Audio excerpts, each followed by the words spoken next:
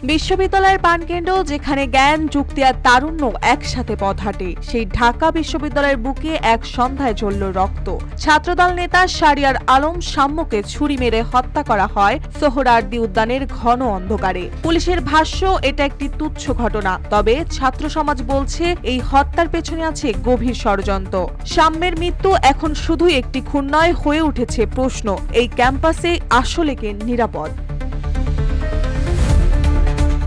সন্ধ্যা তখন নিঃশব্দে নামছে শহরের বুকে। ঢাকা বিশ্ববিদ্যালয়ের সোহরাওয়ার্দী উদ্যান, যেখানে প্রতিদিন জড়ো হয় শত শত মানুষের কোলাহল, সেই চেনা জায়গাটি হঠাৎ যেন হয়ে ওঠে নিস্তব্ধ এক মৃত্যুপুরী।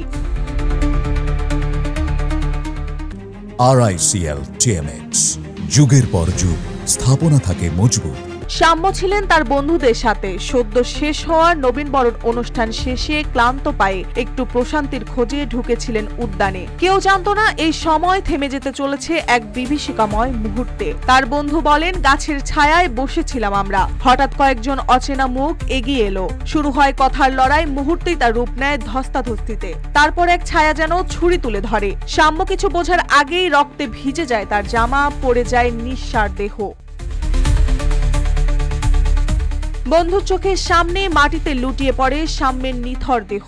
মুহূর্তে নিস্তব্ধ হয়ে যায় চারপাশ। সোহরাওয়ার্দীর গাছেরাও যেন নিঃশব্দ এক সাক্ষী হয়ে দাঁড়িয়ে থাকে। বাতাস থেমে যায় স্তব্ধ শোকের ভারে। হাসি মুখে শুরু হওয়া সন্ধ্যাটি এক ভয়ঙ্কর রূপ নেয়। প্রতিধ্বনির বদলে বাতাসে ভেসে ওঠে আর্তনাদ।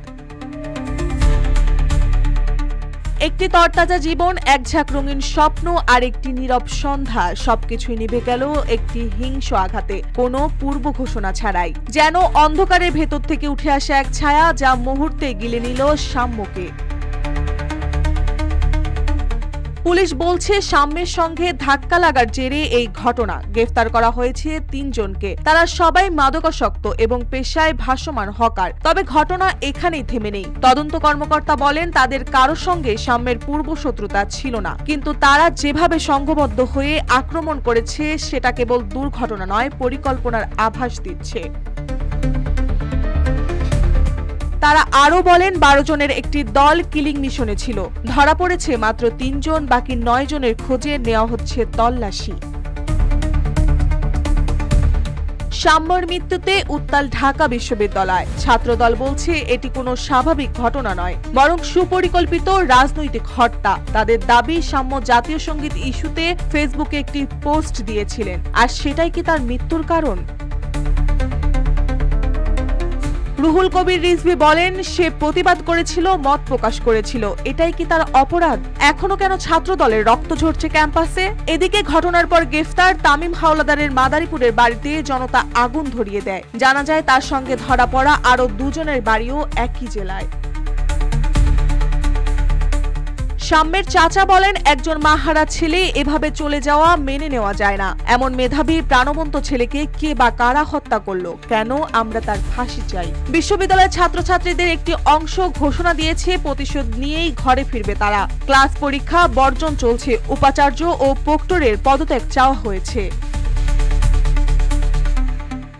ছাত্রনেতা আমানুল্লাহ আমান বলেন, বিশ্ববিদ্যালয়ের মতো জায়গায় পরপর 2 হত্যাকাণ্ড, আগে তোফাজ্জল আর এখন শাম্য। আমরা আর কোনো হত্যাকাণ্ড চাই না। বিচার না হওয়া পর্যন্ত রাজপথ ছাড়ব না।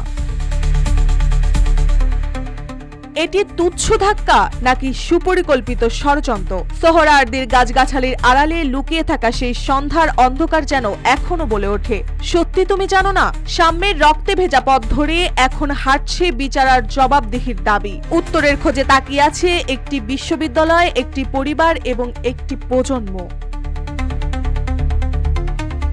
মার্জিয়া মৌ, রূপালী বাংলাদেশ।